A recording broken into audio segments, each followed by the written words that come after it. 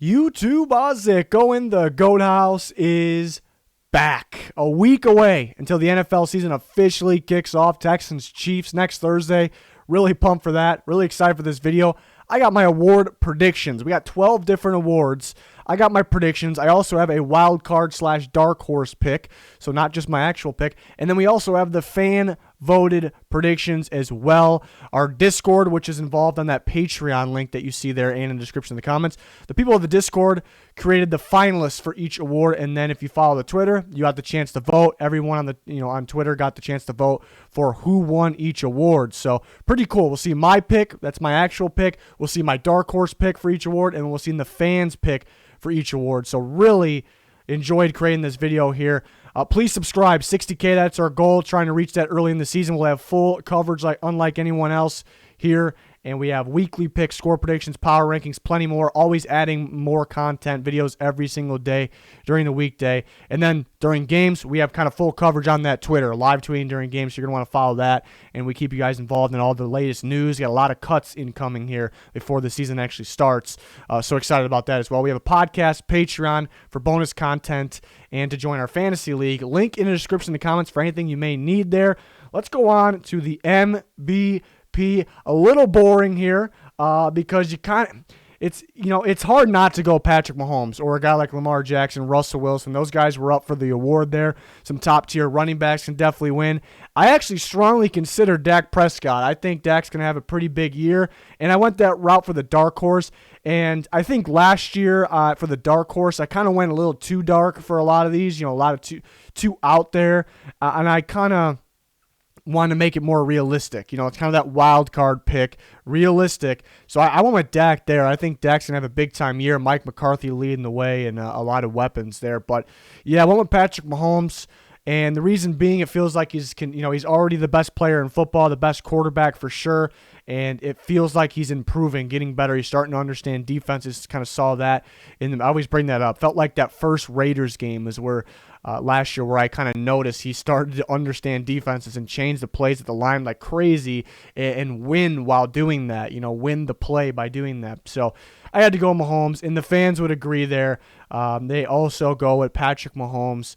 And, yeah, maybe a little too obvious. Maybe we didn't go too out there. But that's why I kind of going with this dark horse wild card pick that I think is very realistic. I'm not going too out there because I don't want to do something that's not realistic. Again, I think Dak, look out for him this season here. So that was my dark horse. Defensive MVP, a tough one to decide here.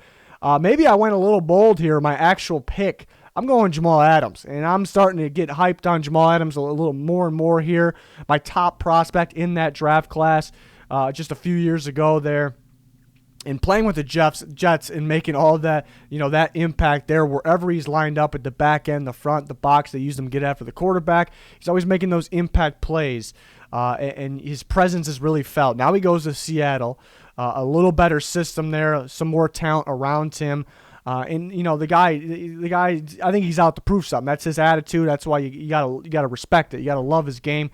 And I think he has a pretty big year. I think he kind of fills every category of – I'm not a huge stats guy, but stats are going to matter for something like this. I think he's going to fill every category. I think he'll actually up the interceptions a little bit, which really hasn't really needed to be part of his game, but he can make that happen when he's playing in the back end. So I'm going to go with Jamal Adams. I think he lights up, production meter for every single category. The dark horse, again, not really too deep of a dark horse. I want to keep it realistic. Darius Leonard, talk about a guy that lights up the stat sheet in every department and actually, translate to the field. You actually see that because, again, a lot of us aren't that big of stats guys, but when, you can see it on the field and that kind of, the stats make sense then, that's when it all comes together.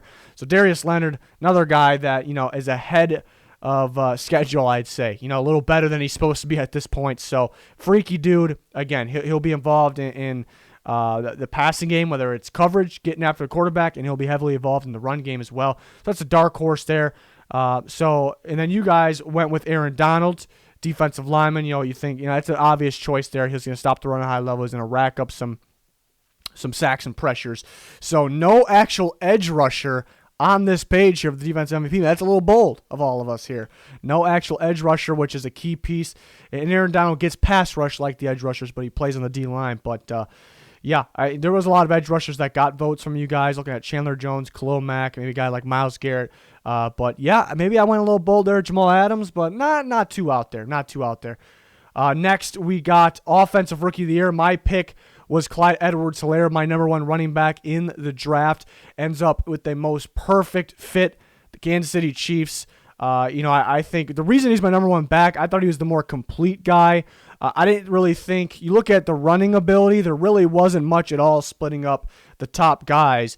But then you factor in, his vision, but mainly his involvement in the passing game.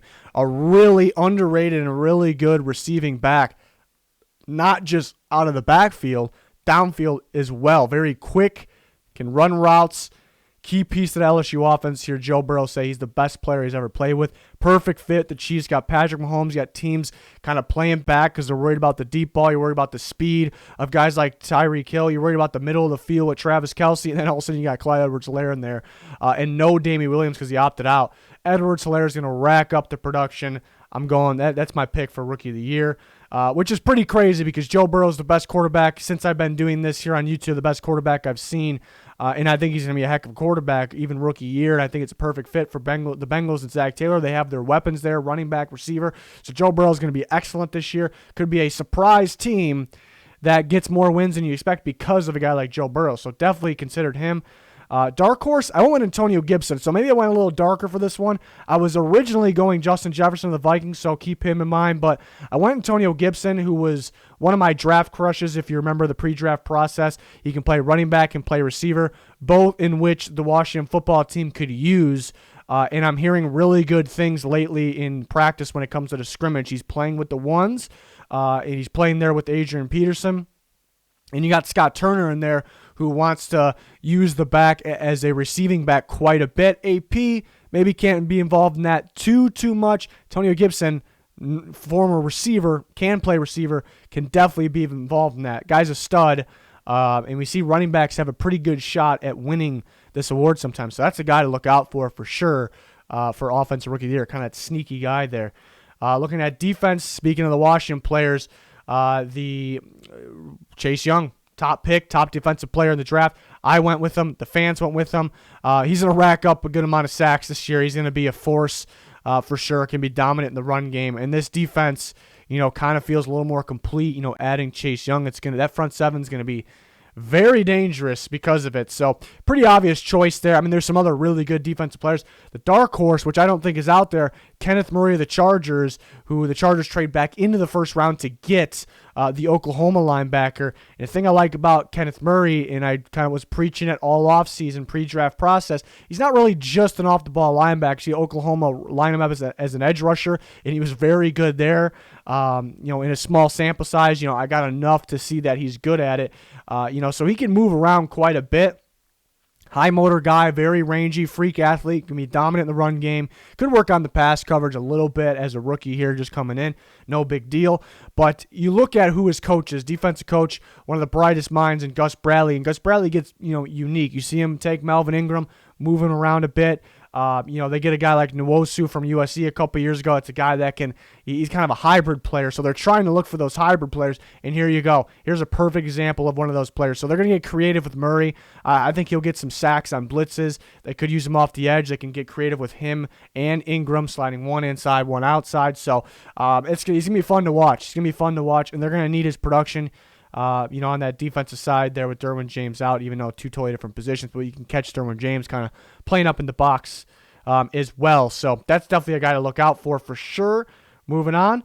Comeback player, I went Bradley Chubb. Bradley Chubb was my number one prospect in the draft a couple years ago. This guy was kind of polished as a run defender on the edge, and we knew he got production sack-wise, but that's where you think he'll continue to improve because the run defending was already very, very polished. And, he gets after quarterback high level. In the small sample size we've seen, he's gotten it. And he's playing outside Von Miller. Got hurt last year. And under Vic Fangio, I think he's going to be highly, highly productive back there. So he may not actually win it because I think the quarterbacks may be more appealing to when they're voting for this type of award, but it's hard for me not to go Bradley Chubb because I think he'll be the best one. Dark horse one with Jason Peters. Seen him with the injuries there in the past.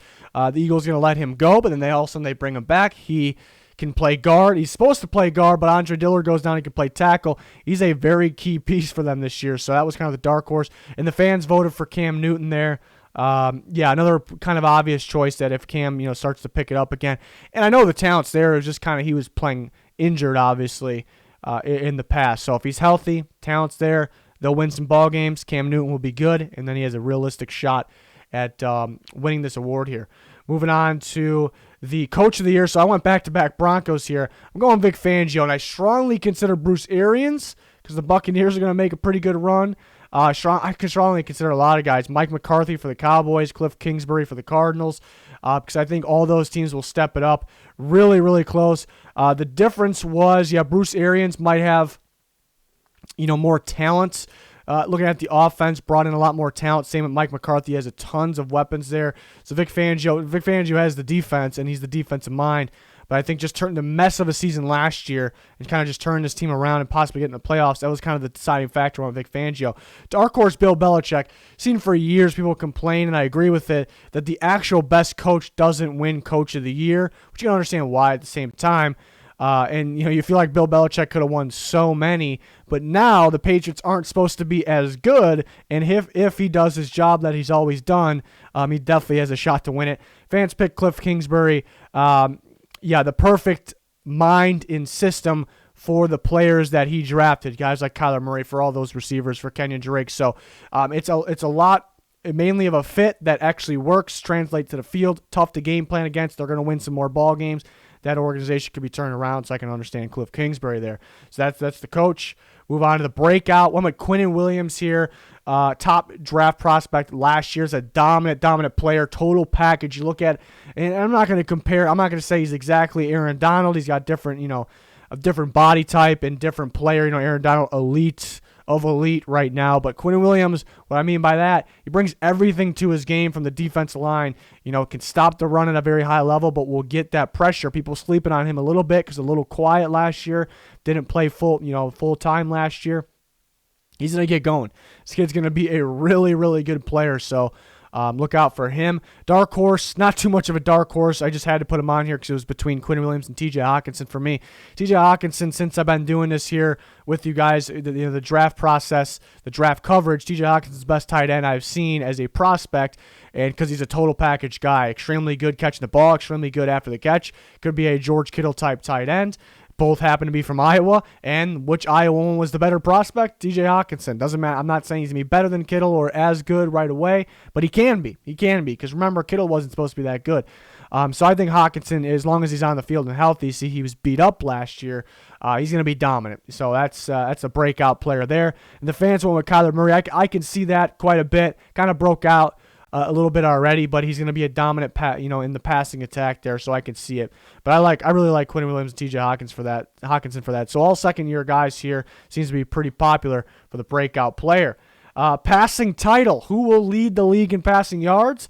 All different here. I went with Dak Prescott. I think he's already kind of in that category. For passing yards, the passing attack. I've seen him really step it up last year. Now with Mike McCarthy, you add CeeDee Lamb to the mix with Amari Cooper and Michael Gallup. You got Zeke. You got Tony Pollard used to be a receiver, a good option in the backfield, catching the ball, in the backfield, downfield. So, Dak's going to light it up. They're going to pass the hell out of the ball there. So I'm going with Dak. I think Tom Brady's a dark horse. I think people are sleeping on a little bit. They're going to throw the ball a ton. He has the weapons. I look out for Tom Brady for the passing touchdowns title there. I think you get a ton of touchdowns. And then fans pick one, Patrick Mahomes. You can definitely see that as well.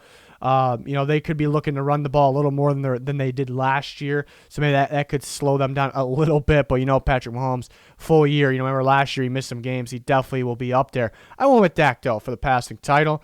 So interesting to see some different options there. Rushing title. This is a tough one to choose here. I went with Derrick Henry, though. Back-to-back. Actually, I went back-to-back because he got it last year. You look at earlier last year, the Titans really didn't have their identity, I suppose. They didn't get Derrick Henry going too much. And they had Mariota at quarterback. They had yet another new offense coordinator in Arthur Smith. And they were trying to figure things out there. They put Tannehill in, and they kind of figured out which part of the playbook was best, what their system was, and then things really got going. Henry was a threat, Tannehill was a threat, and that was just getting going. Now they're kind of, there was thought that Arthur Smith can get a coaching job, so the Titans may have lost another offensive coordinator, which would have been devastating, I think, because they finally, losing some in the past, it really wasn't too big of a deal. The only reason it was negative was because it was too much change. But I wasn't really thrilled with a lot of guys in the past. Arthur Smith, on the other hand, I like a lot. So now they kind of have their group and their plan. So now they can start the year off with getting Derrick Henry going. So and he's a really good runner. So that was the reason I went for him. Dark horse could be Josh Jacobs. Missed a couple games last year, so definitely had a chance to do it as just a rookie. Maybe teams are going to fear the passing attack a little more now for the Raiders, so that can open things up for Josh Jacobs. So that was kind of the dark horse pick. And then the fans pick one with Saquon Barkley. I consider Barkley as well. I think for the most part, Daniel Jones pretty impressive pass the ball, but I think for the most part, can't even talk. Teams will stack the box. Not everybody, but will. So they can slow down Barkley just enough under Derrick Henry. There's some good options here though, for sure. But I went with Derrick Henry. The king goes back to back there for me. And some people worry about. I think people bring up they're going to stack the box. They're going to stack the box in the Titans because they know how dominant he was, where he got them to. They were always stacking the box. So I don't know if it really matters. And teams fear their passing game a little bit more now. So just for rushing yards, Derrick Henry there. Receiving, I went with Chris Godwin. I think perfect for this offense. We've seen it last year. He kind of broke out last year because he's perfect for the Bruce Arians offense. Can play in the slot, can play outside. Now he's got a better quarterback, Tom Brady. Tom Brady always loved those types of receivers. He's going to get a ton of receptions, and he's very good after the catch as well. So I'm going to go Chris Godwin gets the receiving title. Dark horse, Kenny Golladay, who I love pre-draft. I love now. He's making his way into the top 10, maybe even higher. Matt Stafford's coming back. And he definitely could have been in the conversation if Matt Stafford was there full time. Matt Stafford needs to stay healthy here.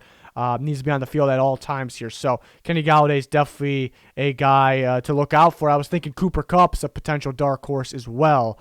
Fans pick Michael Thomas. Yeah, pretty obvious choice. Definitely in consideration for my actual pick as well. Gaining Emmanuel Sanders can open things up for Michael Thomas and Drew Brees there. So possibly the best receiver in football could also lead in the receiving title there. So went with Chris Godwin though for my pick.